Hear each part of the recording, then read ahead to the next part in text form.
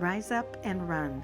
Stories of deliverance and transformation through the power of Jesus Christ that allows people to rise up from bondage and run in freedom. I'm your host, Janice.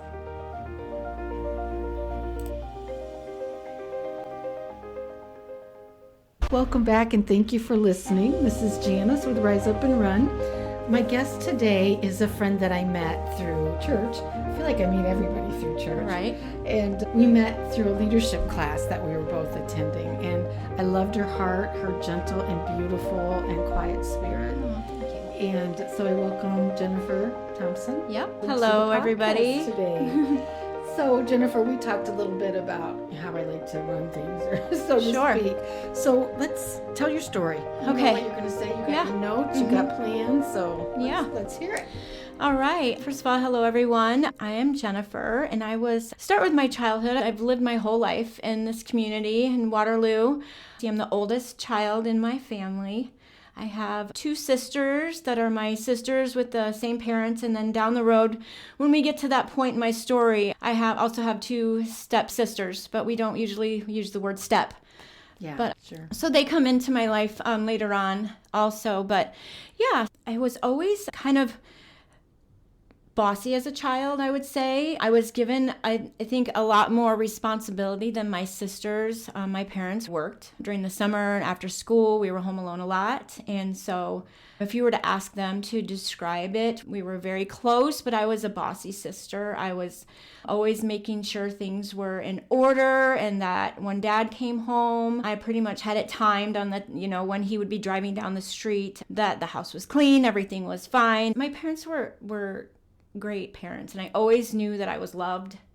They took good care of us, but my dad did like to drink and party. And what I found out later on is that my dad was an alcoholic, and it caused a lot of dysfunction that I now know as an adult that as a child I thought was just pretty normal. And just, a lot of seeing my mom sad and trying to figure all of that out as a child. And when I think back about it, as far as addiction goes, I see signs of that in my life, starting with food.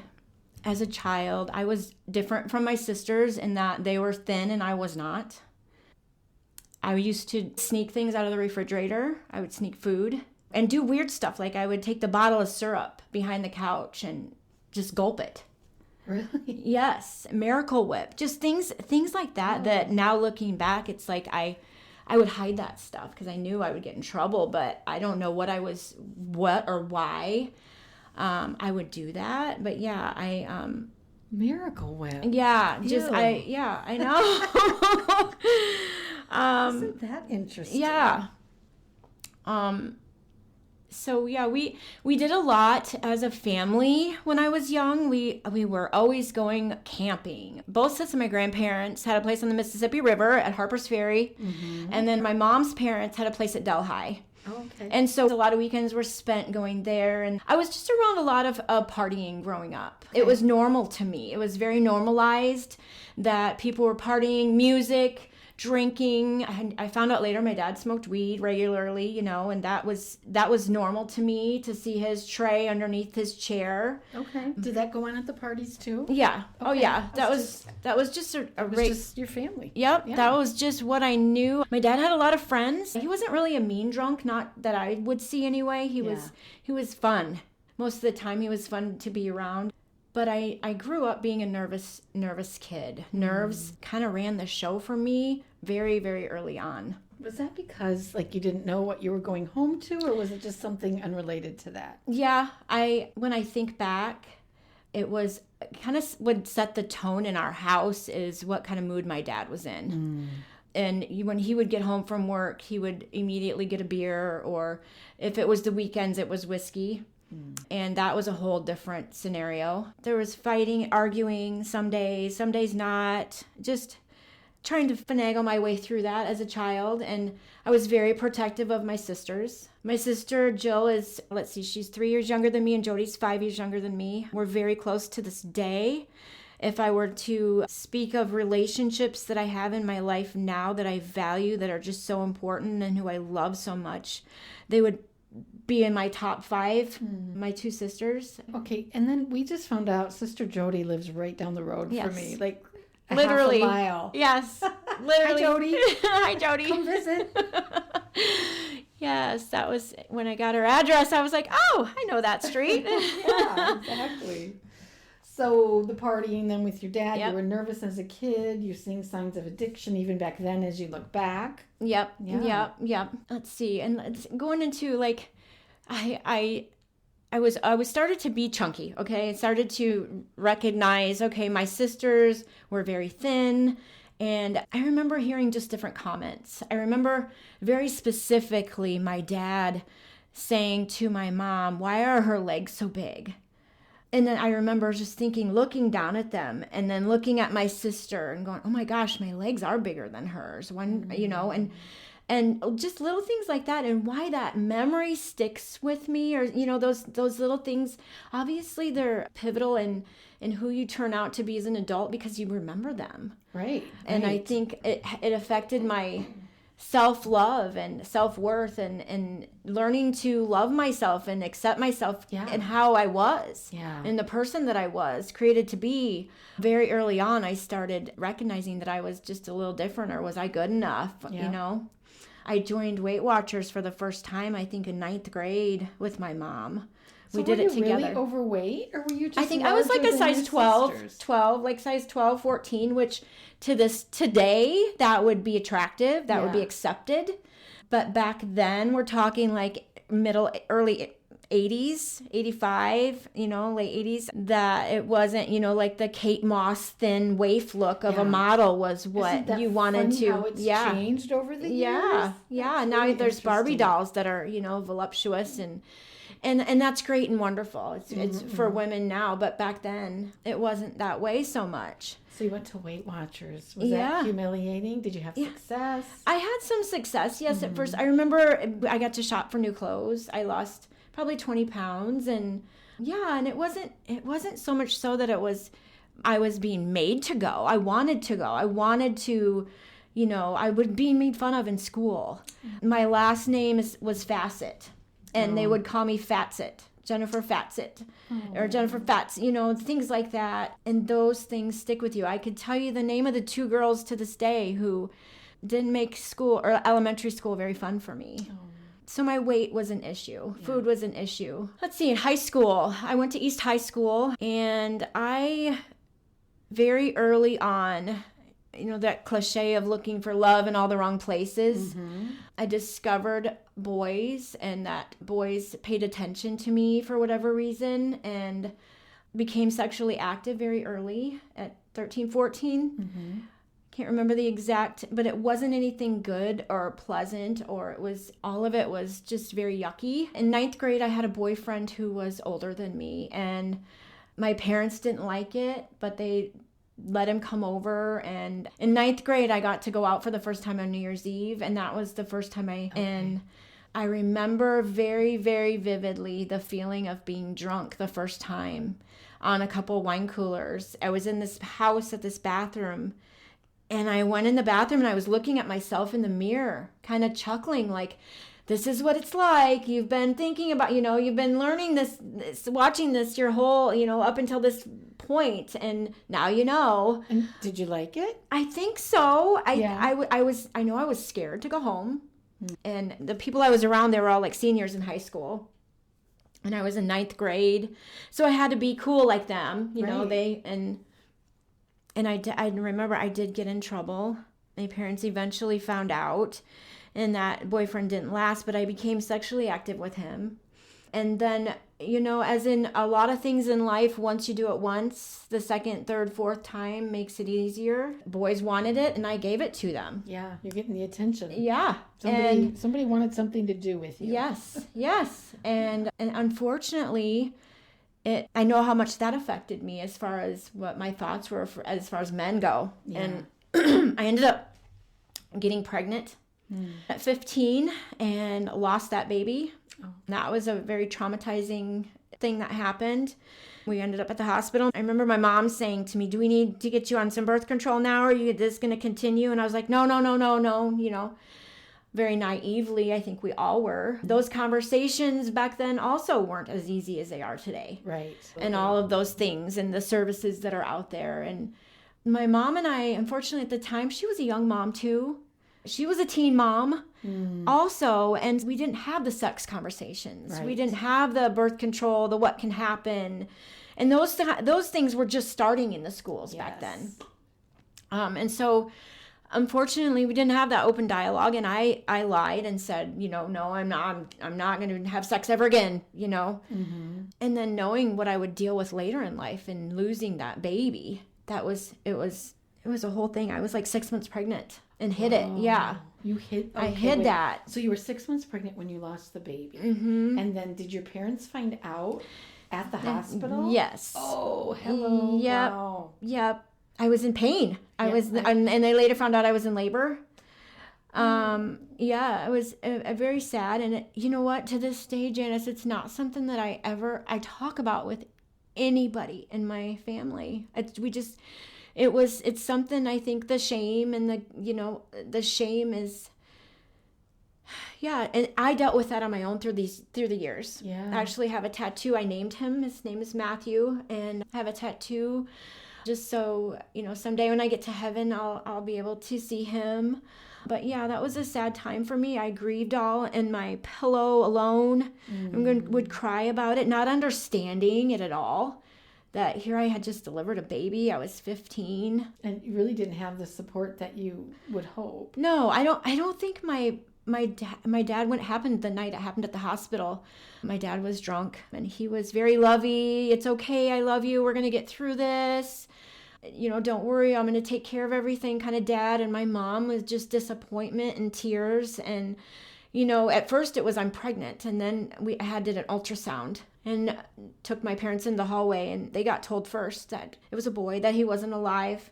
And then I delivered him, and I, and dealing with all of that.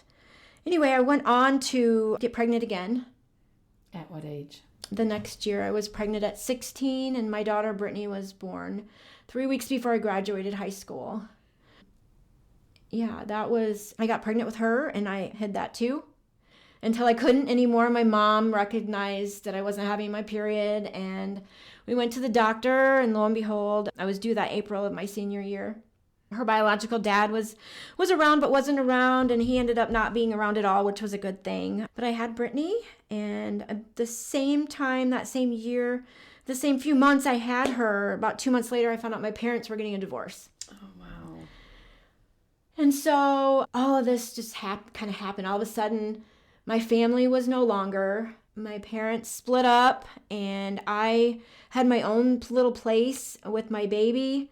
And my sister would stay with me. I clung to my sister Jill. She was 15 at the time, kind of getting in some trouble in her own life in school. And my parents very quickly got in other relationships who they're now married to, my stepdad and stepmom. That all happened very fast. Mm-hmm. They got remarried very fast. And so the dynamics of my life from like 16 to 18 were just completely different. I had to grow up very fast. Yeah. I found love in a way I'd never known in being a mother when she was born. And I grabbed on to that. I'd like to think I was a good mom. There was a lot I didn't know, but I wasn't doing drugs, drinking, nothing like that. When she was born, I actually started Hawkeye College and had big dreams, big plans for my life. And then I met a man who would later become her dad. He adopted her, and it's been the only dad she's ever known. Mm-hmm. And, I'll always be grateful to him for that, for being a dad to a child that wasn't his. And Now today she knows the whole story, it's all come out. She knows he's not biologically hers, but that's her father. That's who she calls dad. And let's see, him and I got married. It was, matter of fact, my bachelorette party, I wasn't old enough to drink yet. It was right around 2021. Mm-hmm. We got married. You were 20 or 21 years old. Yes, let's see. I was 20 at my bachelorette party. I turned 21, and we got married September 16th in 95, and my birthday is the beginning. Yeah, so I was just 21, very young, just trying to figure out who I was, life and all that entails. And my mom is newly married, my stepdad, and My dad is newly married. He married a woman with no children, so I didn't have any step siblings there. But my stepdad I'd actually known for a long time, and his daughters. So we were all just kind of trying to figure it out, you know, blended families and all that entails. And for the most part, we all are very close. It's been fun having a big family, and the husbands, as they've been added along the way, have been, you know, probably the closest relationships, the stable, constant relationships I've had in my life with my brother-in-laws and my siblings.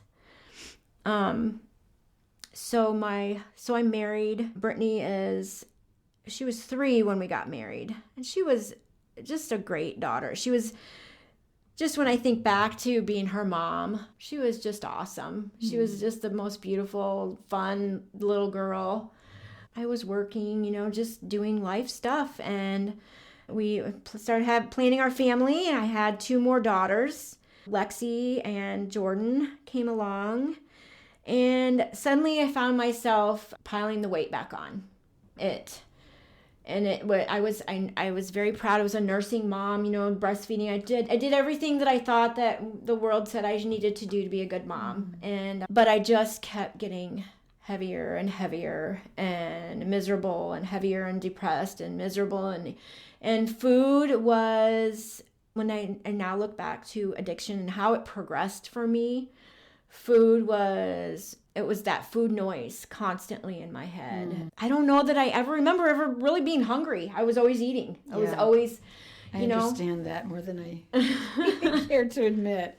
So how heavy were you? I mean, just for at my heaviest, perspective. At my heaviest, I was 320 pounds.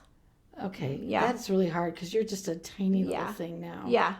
Well, I ended up having weight loss surgery. Oh, okay. Yeah. So my youngest daughter, Jordan, she was born in the year 2000. We tried to have a millennium baby, and she was born in March of 2000. And I nursed her, and I think that had a lot to do with it too, as far as eating. I was hungry, and breastfeeding can kind of do that to you. And their dad, he didn't hold jobs. He was a great father, but not a very good husband. There was just a lot of not very good stability. I was always worried, always stressed about money, and what are we going to do? And here I'm having another baby, and you don't have a job, and just things like that. I ended up having to go to work and kind of carry the load for us. And that created a lot of problems in the marriage. I was overweight, and I thought being skinny was the answer to all my problems. Keeping up with three kids.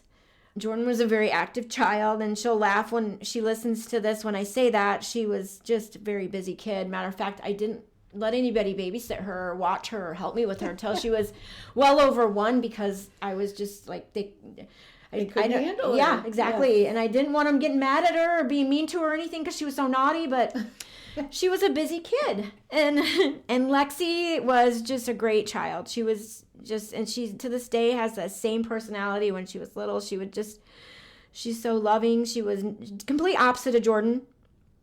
And Brittany was like the mother hen. They were just great kids. I was so proud of them. And I wanted to keep up with them. I wanted to do all the active things that I thought I should be doing. I just was doing anything. I was exhausted and tired, and bending over to tie my shoes was hard. And so I saw a commercial on TV for the bariatric treatment center. And this was back in like early 2001, 2002. So that surgery has since, there's a lot of people that have had it done, and it's come a long ways when as far as modern medicine goes, so that it's not so permanent, not so dangerous. However, back then, not so much. And I ended up going to Belvedere, Illinois, to the treatment center. It was a hospital, and that's all they did. And I had the open surgery. So when I say open, I was cut wide open from right below my breastbone all the way down. Wow. Staples in there. And it was a permanent Roux-en-Y surgery, which means my stomach was cut. I was given a new stomach, a small stomach. And I'm going into detail about this because it becomes very important later on in my story. I was in the hospital for like a week. My mom and stepdad came, and my husband was there, and if I were to show you pictures of me and how heavy I was, you wouldn't recognize me at all. And I think I went through, like, when I look at that girl now that I don't even recognize her. I was just lost. I was sad. I was lost in all that weight and all that just depression, and it was a hard time. And I had that surgery, and I lost my best friend of food, and I wasn't prepared for that at all. And so I get home, and my husband goes back to work, and I had to recover from this very, very serious surgery that was very painful, and I can't eat, and I have to learn a whole new way of eating. And I remember chewing Doritos in my mouth and spitting them out, crying, just like sobbing, crying at the garbage, because I just didn't know what to do. And I couldn't eat, and I couldn't calm myself down, and that was a scary time. And I finally started to see the weight come off. It took a little time, and as being that heavy, gosh, I was like a size 26. I mean, I was very big, and I was, I'm only 5'3", 5'4". So I was still taking care of the kid, I had little ones, and the weight started to come off, and I started to feel better. People were noticing I was losing weight, and it was exciting to me. Didn't realize it at the time, how vain I was, how I put so much value in how I looked. Yeah.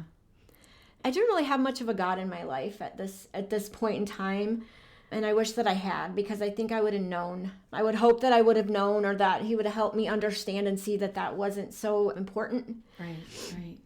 And I maybe should back up a little bit when I talk about as far as my faith goes and God. We didn't go to church. We went to Sunday school a few times. My mom today is very active in her church, and back then we went to that church at Sunday school, but my mom didn't go and didn't stay. She would drop us off.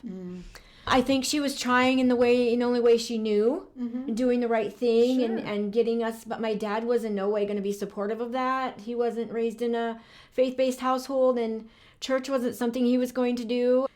So I didn't really have a church or a faith, or really understood what that meant. And you were enjoying the attention. Yes, enjoying the attention. Thank you. And I had a job at a big company here in town, and people started noticing that I was losing weight and asking all the questions. And then that surgery kind of took off like wildfire in the community. A lot of people I knew had it done, and it was a thing. I had to do a counseling session to have the surgery. I wish now I could tell people, before you have that done, you need to deal with that food addiction. Yeah. Because it's not going to go anywhere, and it's going to turn into something else. Is that what happened to you? Yes. And I see it. And in all the treatment centers and all the places I've been, I meet a lot of people that have had the surgery. So I started, I was skinny, and I lost the weight, and I had a lot of energy. I had cute clothes. I had, I was getting attention from just the world. Yeah. Attention I had never, ever really gotten before, other than when I was in high school, from the boys, and that was just very superficial and not for what I thought it was at this time. Right. I felt important. I felt wanted. I had a lot of friends, and we started going out on the weekends. I started leaving my kids home with their dad, and I started going out with friends from work. And my home life started to what I thought and was my answer in having this surgery. My marriage was crumbling. There were other things that, his job, there was other things that had a role in that, but I do want to take my part in it. And I now know that I was very, very, very selfish. I can think of times where I stayed out very late until the sun was coming up. And this is where the alcohol enters in my life. So when you have that surgery, your absorption changes. You absorb things differently. Your food, your intake changes. You become vitamin deficient. So you have to take a lot of vitamins. You don't absorb the nutrition from food. But alcohol is a whole nother story. It doesn't take much.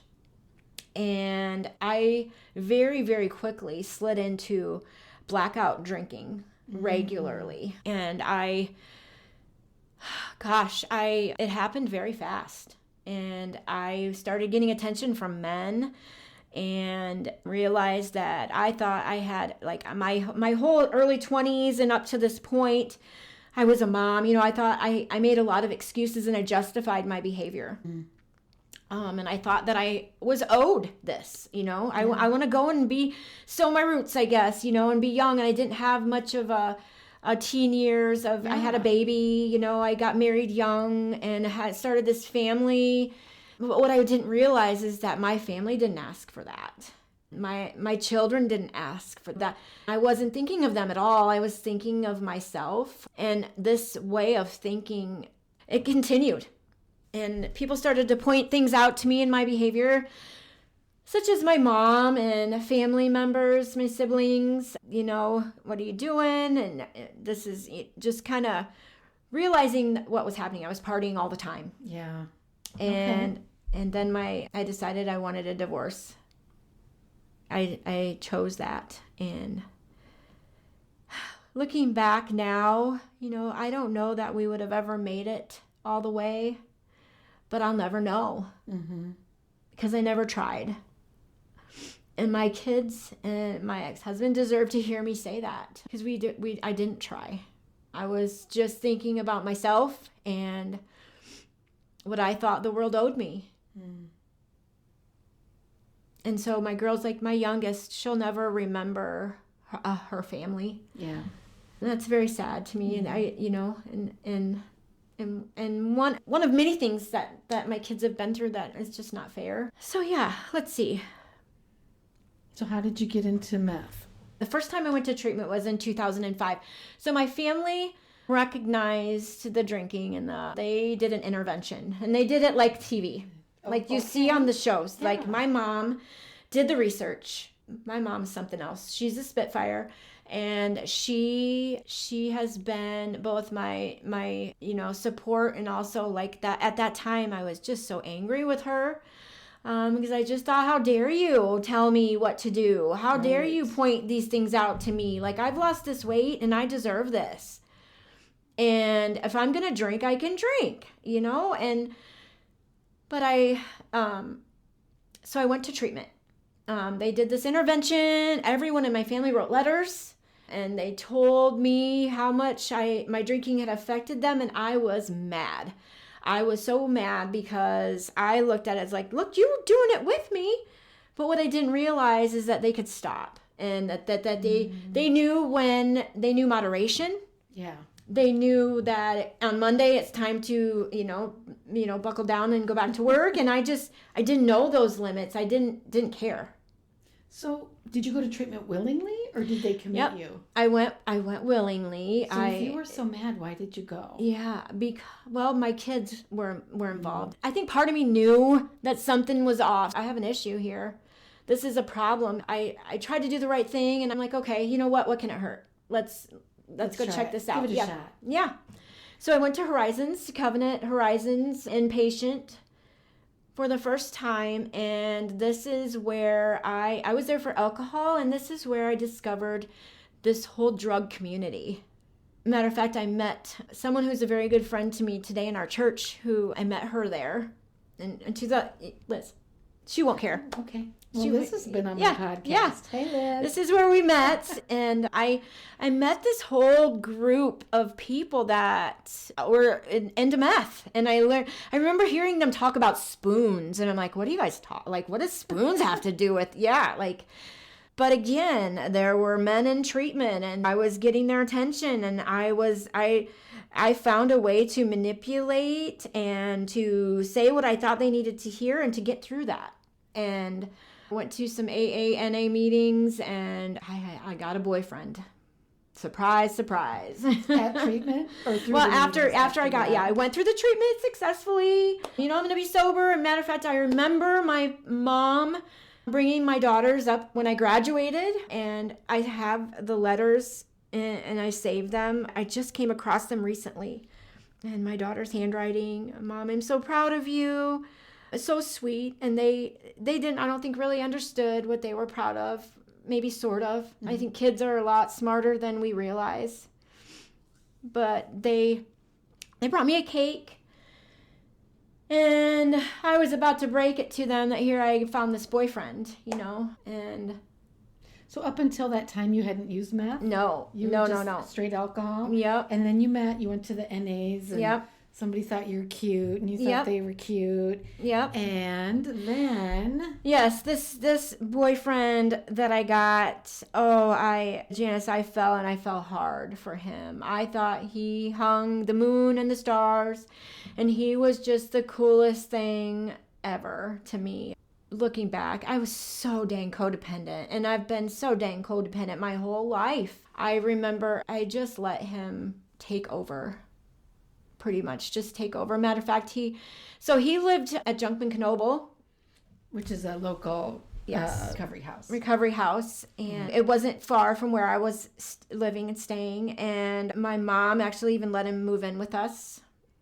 I don't think they liked it so much. They didn't, got this boyfriend, you need to be focusing on yourself and your kids, and I mean, hello. I want to keep an eye on you, Yeah. See how your sobriety was going. Yes.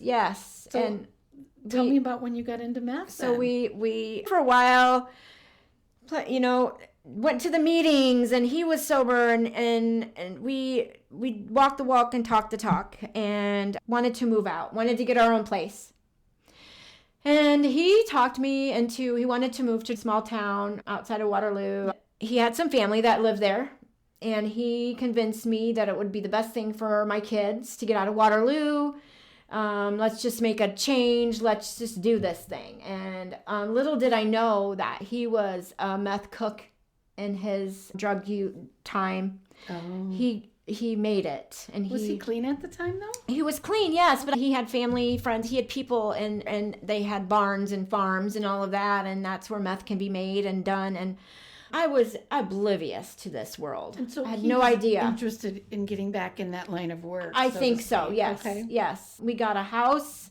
We found a house. We found a rental property, and we moved. And I got the kids moved to schools, and they were with me, and just thought I was doing all the right things. And I remember I came home from work one day, and he was acting weird. Just different, weird, just all over the place. And so my kids would go to their dad's every other weekend, and they weren't home. And he said, "You want to know what's going on with me?" And he was like, "I'm high." He just told me he was high. And I said, "What do you mean? Like, you relapsed?" And he pulled it out, and was the very first time I smoked meth off a piece of foil. And I didn't even hesitate. He's like, we're going to try it, And I instantly, it happens so fast.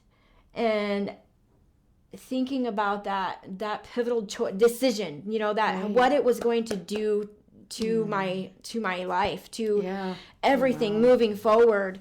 And it, of course, it just snowballed from there. Did you love it right away? I don't know. I remember feeling funny and feeling weird, but I just remember all this energy, I just had all this energy, and I don't know that I loved it. I liked it. And then it just was what you had to do. And once you do it, you got to keep doing it. You're awake, and then once you sleep, and then you got to do it again. It's just baffling. All the things that they say about it are true. Yeah. So I had this surgery, okay? You remember I had this surgery, but I'm hiding the meth use. I think I am. From family, from my job. I had no idea to the extent that he was doing it. One thing I can say, in my whole entire history of drug use, I never used the needle. I just think I was always afraid of it. I was around it a lot, but I could never do that. And I think he was behind my back, and I didn't see it at this point, didn't know about it. He was all of a sudden gone a lot, and it quickly became very dysfunctional. And then I started having stomach pains.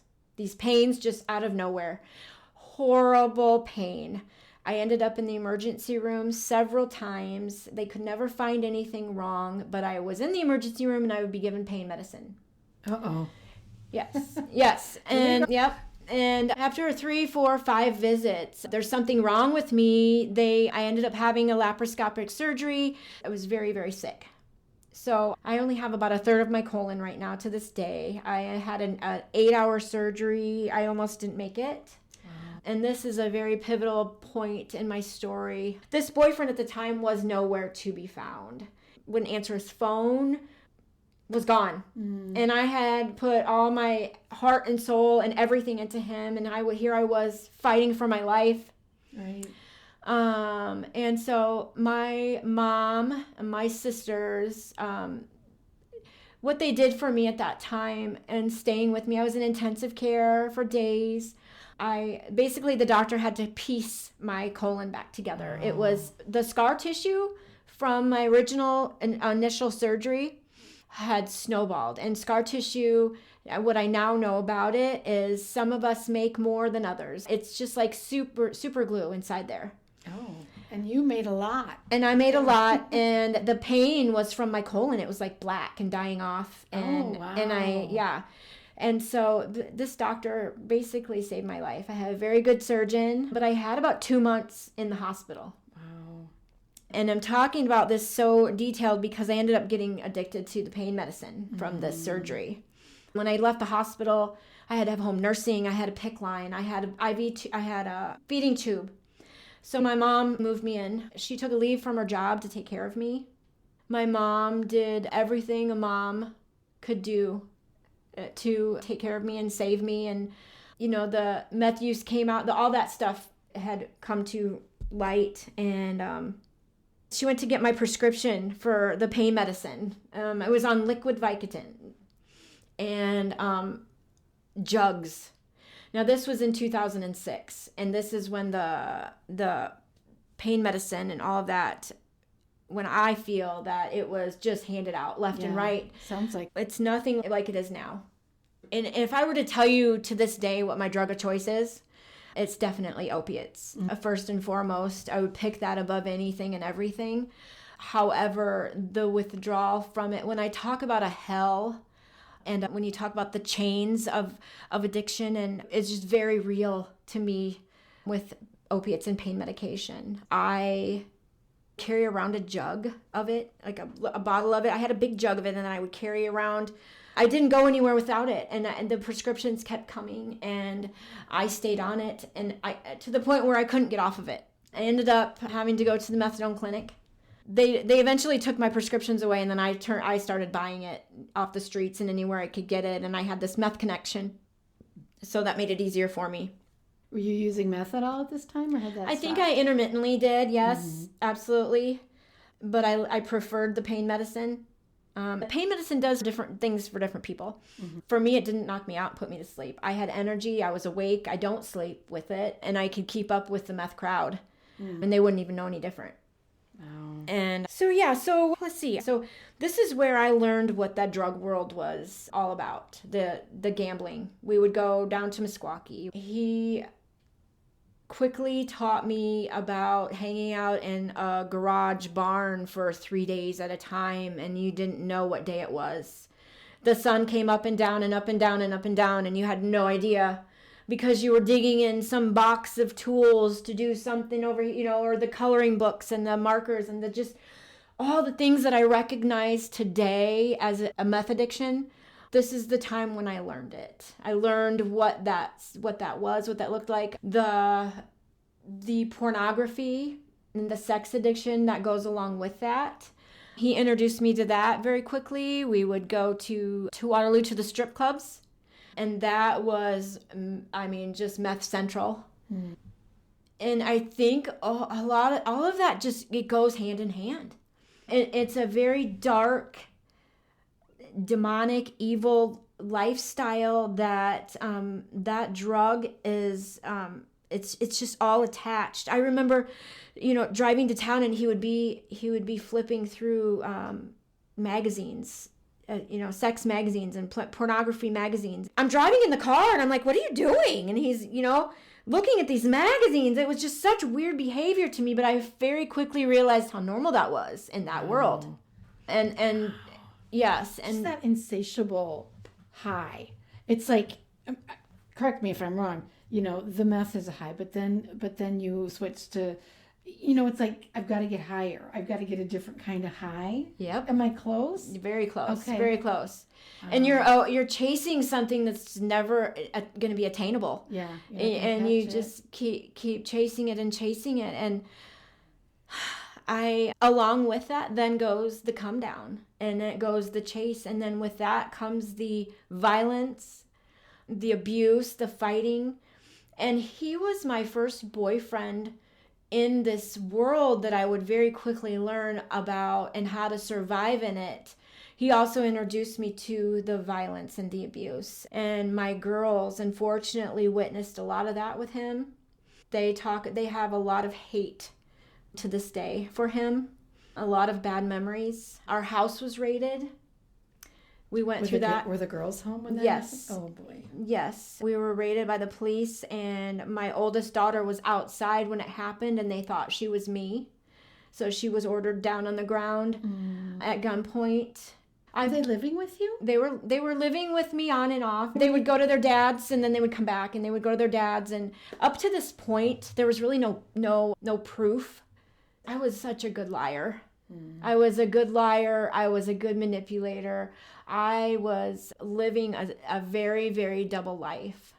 So when you go hang out in the barns, were they with their dad? They were with then? their dad, yeah. Okay. And let's see. So we had the raid. They experienced that, and the abuse with him was where I first learned what it was like to be like really beat by a man, like choked. And my daughters witnessed some of that, and so him and I broke up.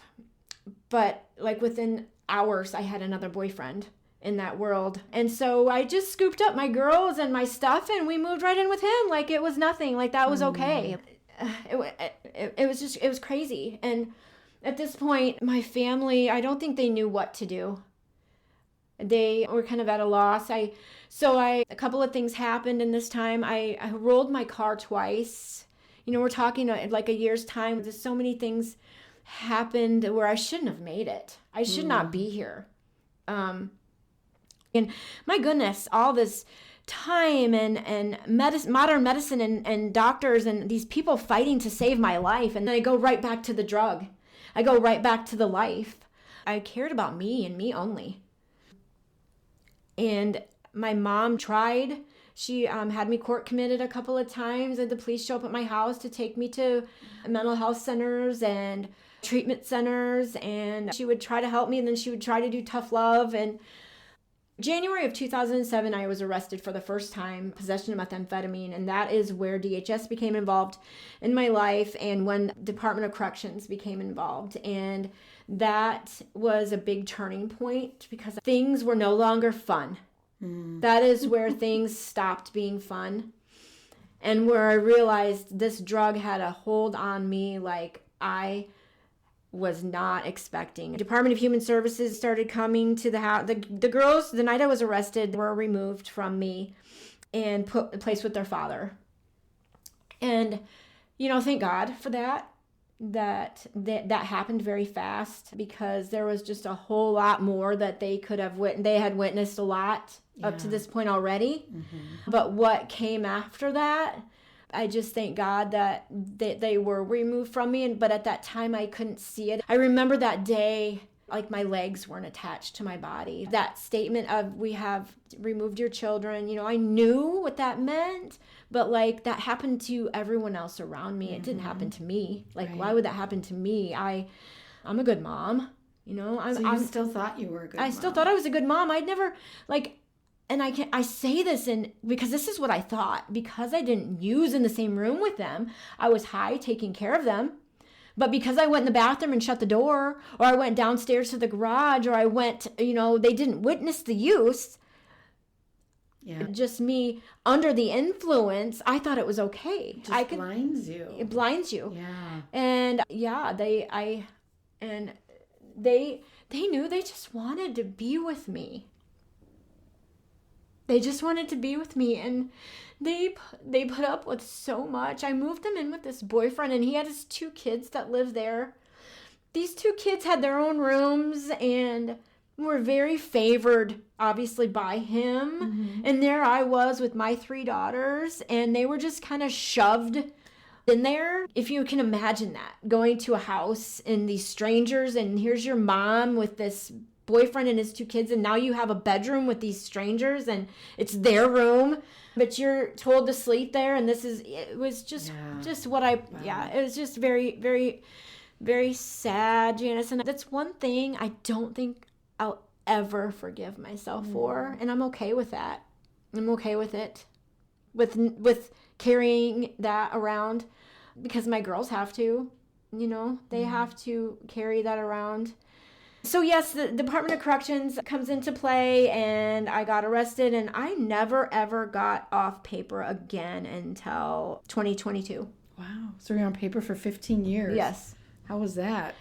That was, that was, as those of us who get in trouble with the law, it snowballs.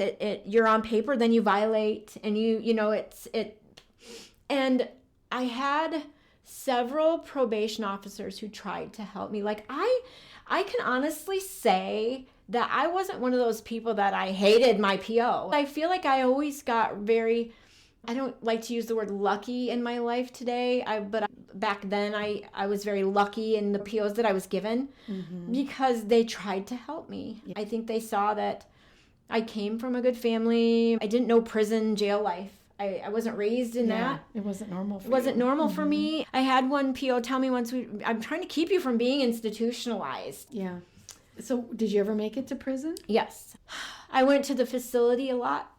I actually spent a year there. I did the year max benefits. Okay, so most people... So maximum benefits means like they have to go through a phase, like a stage. Like you do this for phase 1, 2, 3, 4. Most people are out in like maybe 3 months max. Yeah. So you got to stay a year. That means you had some problems or... I was a constant pain in the ass. Yes. And you weren't the only one, I'm pretty sure. And there's staff there that remember me and what a brat I was, the things that I did, and I got away with some of them, and a lot of them I didn't. Mm-hmm. I ended up being arrested, and in fact, I think I can say this. So the prosecuting attorney was a friend of family, and my mom was pivotal in trying to get me to prison. And your mom was? Yeah, and because she liked it when I was in jail, because I was alive and she knew where I was, and was hoping that it was going to be effective and a turning point for me. And now, being a mom to adult children, I understand that. Yeah, sure. But at the time, I was very angry. I was angry because I didn't have a family who would support me and give me rides where I wanted to go. They didn't help me get back on my feet, and at the time I didn't understand why. They could see what I couldn't see. And so let's see, in 2016 I went to prison for the first time, and prior to this was a lot of arrests, a lot of going back and forth to jail. I got remarried, and I probably should back up and say that I got married to another boyfriend who I met actually in meetings. I got married in 2010 to my second husband. He had done 10 years federal prison. He was very abusive. I fell for him and fell hard. I was very in love with him, and basically where his arm stopped, mine started type of codependent relationship. We got in this pattern of, got a no contact order, and so there was a lot of arrests for that. We was arrested multiple times. This time frame in, probably 2010 to 15, 16, my children were placed with their father permanently. I had bouts of sobriety and clean time, and I would get to see them, and then I wouldn't. That was very hard for them, very hard for me. I just could never figure it out, Janice. I could never figure it out. An addiction, it was like, I now know how sick I was. And that when I wanted to stop, I couldn't, or I wasn't willing to do the work to stop. So I got to prison and I was like, wow. I mean, I was blown away by prison, and I would sit next to someone doing life and, processing that. Yep. And meeting these people. But I also, unfortunately, met a lot of people with a lot of other connections, and I was introduced to a whole nother world. I tried drug court. I failed that because of a man. I met a man in drug court. Yeah, it was. Seems like the lesson learned is don't look for a mate at treatment or NA. That's a very. But that just goes back to your addiction. Yep. An addiction is a curious thing, isn't it? I mean, you think like food. Okay, well, food, that's not so bad until you get to be 320 pounds. Yeah. And, you were just looking for a filler for the hole that you had. So I'm a big Steven Tyler fan. Aerosmith, Steven Tyler. Oh, yeah. So he is in recovery, and he's been very vocal about how he stays sober and his relapses over the years. And he described addiction in a way that I had never heard, and it's very interesting. And it's a very good visual of what it feels like to be an addict, because I often wonder what it feels like to be quote unquote normal. Yeah, and so do I. And I'm sure, yeah. And vice versa, and trying to explain to, like, my mom, for example, or my kids always saw me choosing the drug over them. And in my brain, that's not what I was doing. But obviously to the outside world, to everyone else, obviously I was doing that. Right. But Steven Tyler describes it as, so you take a body of water, whether it be a lake or a river or a body of water, and you live in this body of water. This is your home. This is what you know, and it's nice there. It's warm there. It's comfortable. When you close your eyes and think of a place that is peaceful, it's what you know. And so you live in the water, and it's comfortable. It's just all things in life that make you smile and happy, and this is where you live. And then one day, someone comes along and says, you cannot live in that water anymore. You have to come out here, and you have to live on this land where it's cold and where the rocks are prickly on your feet and the wind is blowing, and you have, no protection around you, but you have to look at the water right next to where you want to put your feet in for the rest of your life, but you can't go in. And you have to figure out how to live and function outside of the water, and you have to learn a whole new way to live. And that was just very interesting. I related to that so much in what he was describing, because I felt that, and I feel that. I feel that today at times. And gosh, I just want to jump in that dang water. It'd be so much easier. And it's what I know. My body feels better that way. I have to accept that. Yeah. And I'm never going to be fixed. There's never an ending to this. So yeah, I went to prison. And so let me just jump in and ask a question. So when you're in the middle of your addiction, do you want to quit? I mean, do you want to be, like you said, normal? Or are you just like so deep in, it's like the work is too hard? Yeah. Or you self-doubt, I can't possibly live another way. I can't imagine people thrive in addiction or love it. Right. I think it progresses and at different rates for different people. And then someone like me who has had, addictive personality, addictive, obsessive, compulsive behavior her whole life, it quickly progresses. And that's, yeah. And I did eventually live a life of wanting to stop. And so let's talk about when you stopped. Yeah. So when did Jesus come into this show? I went to prison twice. First time, 8 months I was there, came home and tried to do parole, and I lasted a couple weeks and was arrested again and for relapsing, and just send me back. I just want to do my time and be done. And so that's what I ended up doing. I ended up going to prison and was there a year. Fortunately and unfortunately, I discharged my number, but I did not have anywhere to go. My family was done with me, completely done. The only people I knew were people that used. And so I had no choice. I came home, got a bus ticket home to Waterloo, got off the bus, and I had a friend there to meet me.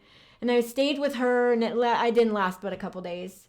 And so I picked right back up And only this time I wasn't on paper, but very quickly got in trouble again and got back on. So COVID happened. And when you think about what my insides are like from having the surgery, I wasn't very healthy. And then you add meth to that and you add the drug to that.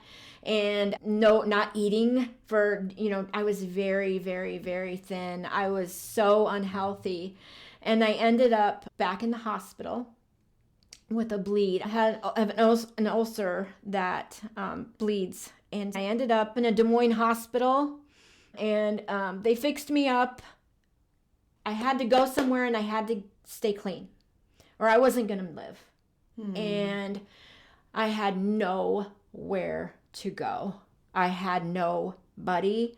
I had nothing. And I was vocal about that.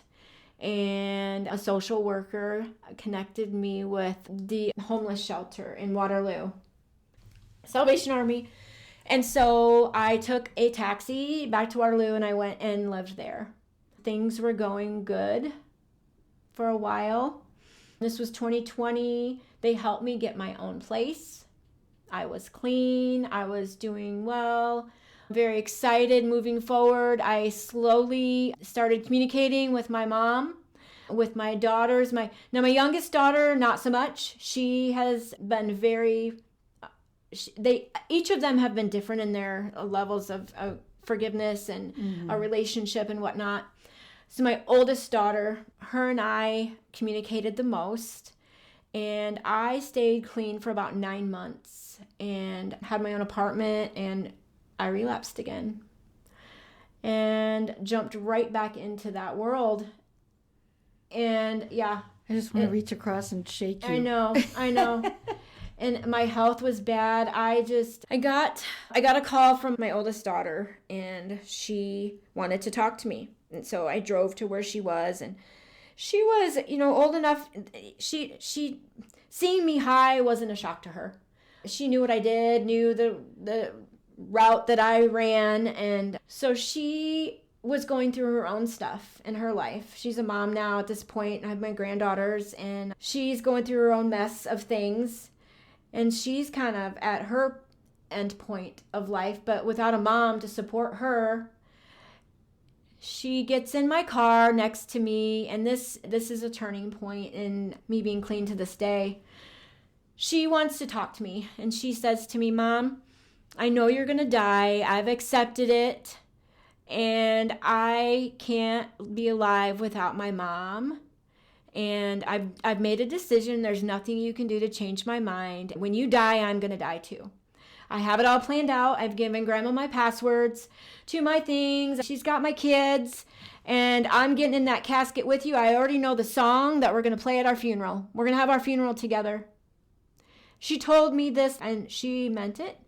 I felt it from her. I felt the defeat, and she was tired of being sick and tired of being without a mother, and I just kind of sat there like, well, you're not going to do that. And probably a couple months prior to this, I had tried to be sober. Like at 7 a.m, I would have all the intentions, Janice, I'm going to do it today, and I'm going to lock myself in this apartment, and I'm not going to go anywhere, and I'm just going to stay clean. And by the afternoon at 4:00, it wasn't like that anymore. And I just couldn't figure it out. I needed that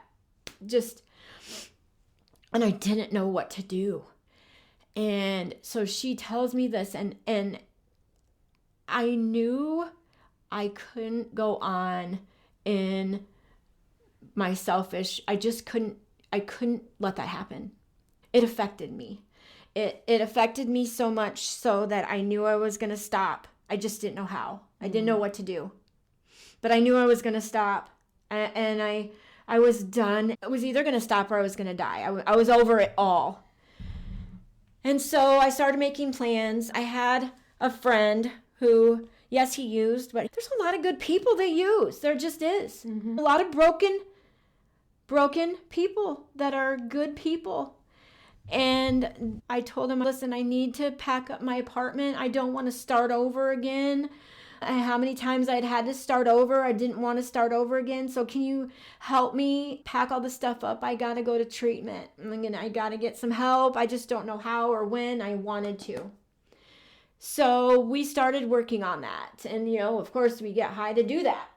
And so we start over several days' time packing up my apartment, and was almost finished doing that. And I was driving my car to get some drugs to finish this packing up of my apartment. And I had some quantity on me, and I got pulled over. And I just knew that I was in trouble. And I thought, you know what? You would do this, God. This would happen. I was just about to stop on my own. I was just about to get it figured out. And now my kids got to go through this again of their mom being in jail. I'm not going to get the treatment I want, a pity party. Mm-hmm. And I literally fell apart to the officer. And I don't know that I should say his name, so I won't right now, but he's still in my life to this day. So I just let it all out to him. I told him, I was very honest, and that wasn't something I normally do, is say, hey, I got these drugs here, and I need help. Please help me. But I did that. And I was honest with him, and he felt it from me. And he later on told me, he said, for whatever reason, I believed you. And I asked him for help. And I said, please don't take me to jail. I'm ready to stop. I'll give you everything here. Just take me to get help, please. And so he did. He drove me to Pathways and dropped me off and at the detox center there and walked me inside, made sure I stayed, and I've been clean and sober since. So I stayed there for the 30-day program. But I knew that wasn't enough. I couldn't tell you how many times I've been to treatment because I don't really know. And I said, I need a sober house. There's nothing in Waterloo. I need to go live somewhere and learn how to function clean and sober. I had no idea how to do that. I had no idea who I was. And I went to Des Moines, and it was a 90-day program. I lived in a house, and it has literally been the best choice I could have made for myself. It made all the difference in the world. So my mom agreed to drive me there, and this was kind of our first contact or connection or just communication that wasn't arguing. The one thing that my mom says she never gave up on was hope. Through this whole mess of my life, my mom and her church had been praying for me. And I had no idea that had been going on. And so she will tell you that word hope is very, very pivotal in her story and watching her daughter go through all of this. She had to let me go in order for her to survive. And obviously it's her story to tell on that side of it. But that word hope is huge for our relationship. I'm very, very grateful for my mom. She drove me to Des Moines, and I remember the car ride, and we just looked at a picture the other day of me standing in front of this house. The city of Des Moines and that place is very, very special to me right now as I sit here, because I found my faith there. I found my sobriety. I found all the things that I needed to get to where I'm at today. I found a group called Sober Soldiers, and they are a God First recovery program. And it just felt like something I had never felt before.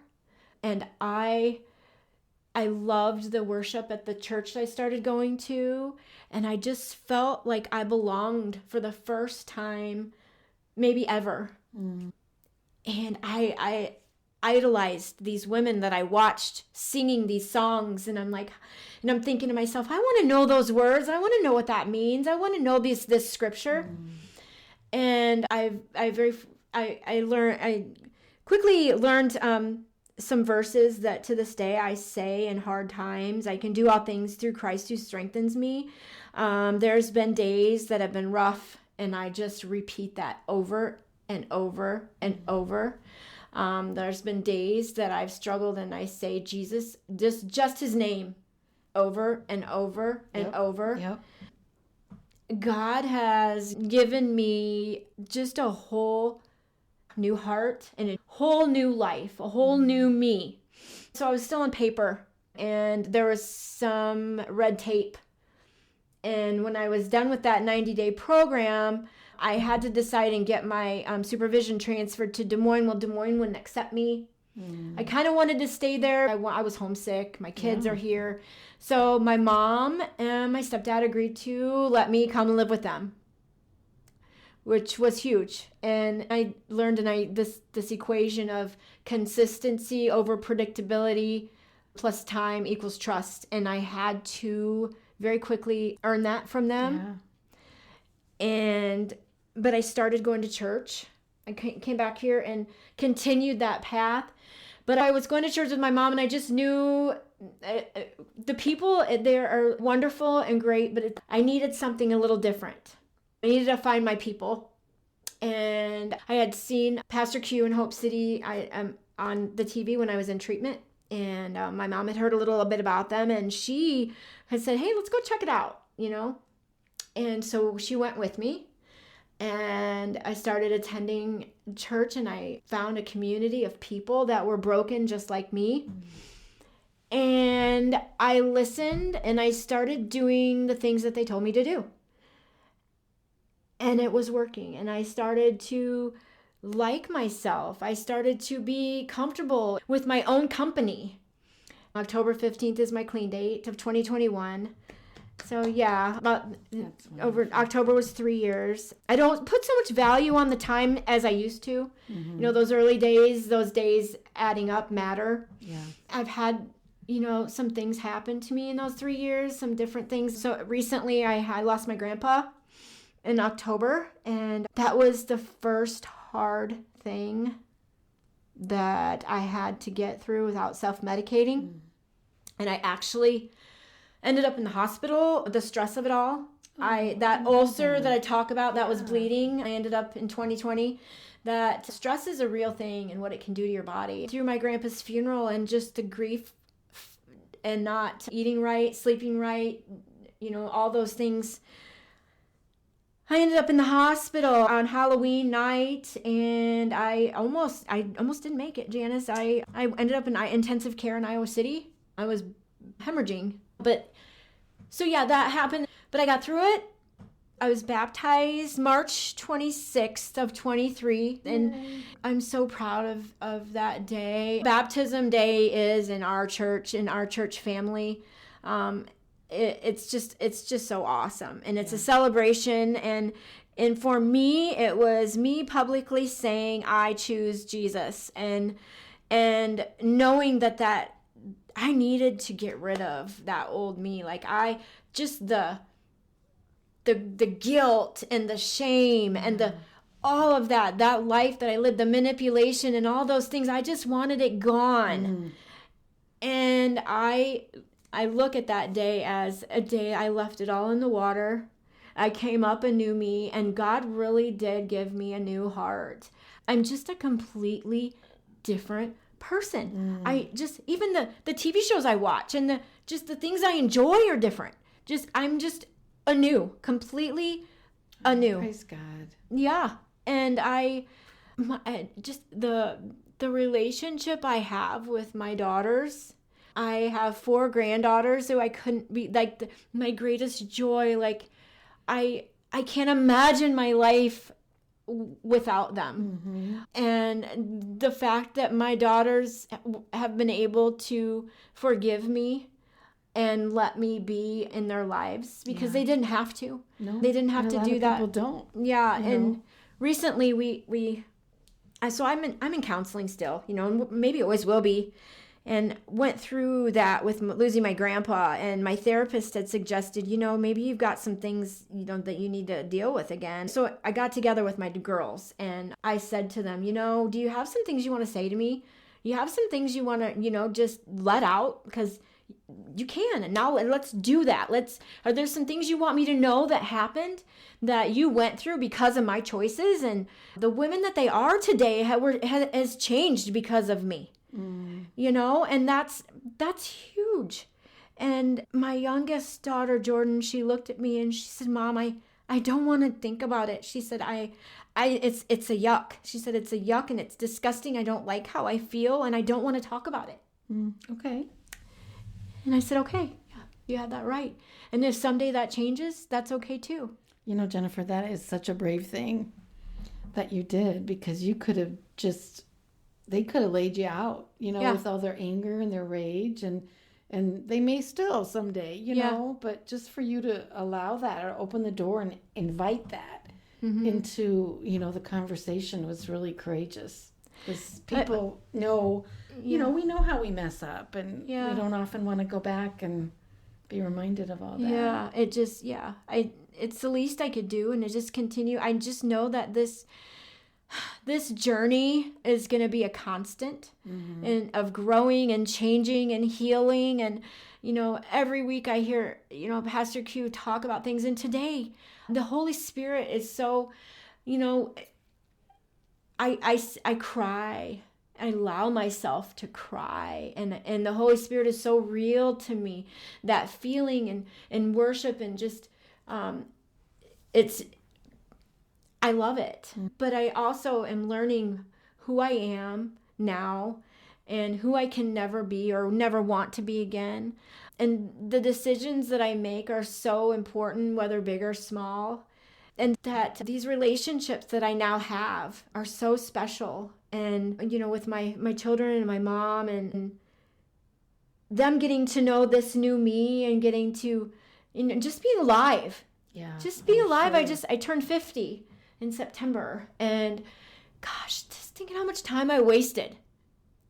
And how much time I lost on I really can't account for it. What did I do? What did I accomplish? What did I, nothing. And now, and from 50, say I have a good 15 years left. I mean, I'll be blessed if I get that. And what do I want to what do I want to do? Who do I want to be? What kind of legacy do I want to leave behind? I don't want them to remember that old me. Granted, I'm sure parts of it are never going to go away. Those scars they'll heal, but they're always going to be there. But I don't know that I've fully forgiven myself, or if I ever will. I don't know. And that's, I'm okay with that. And I always, when I was in corrections, I would tell people, look back long enough to know that you don't want to go there again, and then just keep going.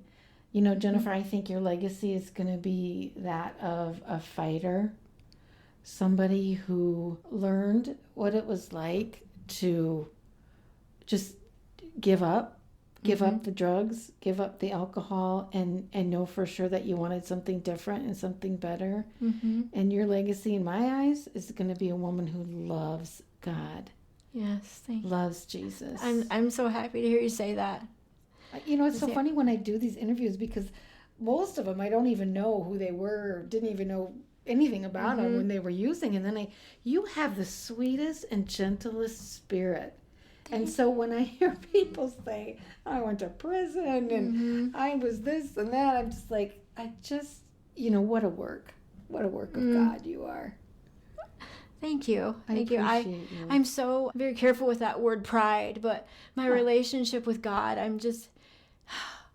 I love him so much. And I know that those, the things that I've seen and done, and the path that I have, I think all of that stuff got me here.